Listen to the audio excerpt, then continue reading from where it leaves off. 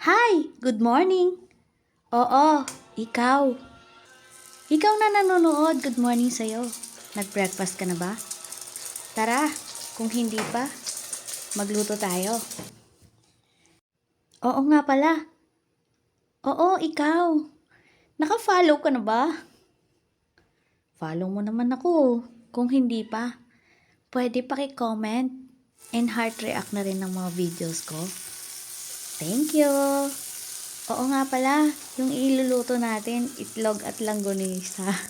Basic lang to, pero paboritong breakfast ng marami. 'Di ba kahit ikaw?